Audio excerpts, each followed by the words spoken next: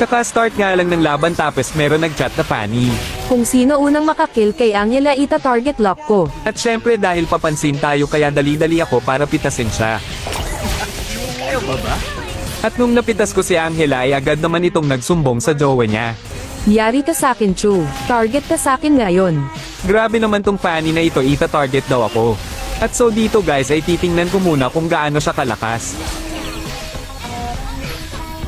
Lakas naman ng kaduo mo. Wala ka lang kaduo eh. Hanap ka ng kaduo mo, Chu. At dito guys pinakitaan ako ng cable nitong Fanny, tingnan nyo. Ano ba naman yan?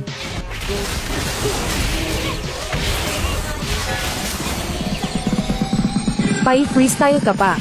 Pasikat ka lang naman sa kaduo mo.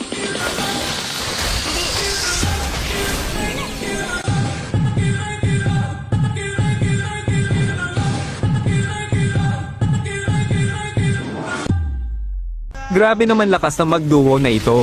Hindi naman ako naiinggit sa inyong dalawa, at kahit pagtulungan nyo pa ako ay hindi nyo ako kaya. At nagre-reason na nga itong Fanny. Kaya papakitaan ko siya dito ng 10% na aking lakas. Ayaw ba ba? At syempre isasama ko din dito yung kaduo niya.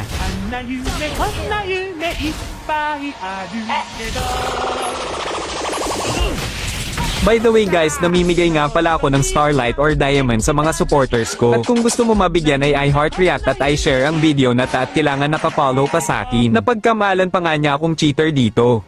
Ang kaso nga lang parang siya ata gumagamit nun kasi tingnan nyo parang may kakaiba.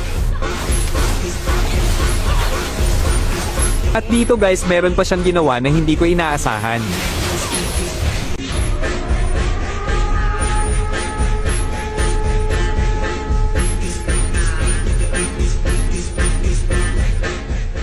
Grabe naman tong magduo na ito, pinagtutulungan ako. Kaya panoorin nyo na lang guys kung paano ko sila tapusin.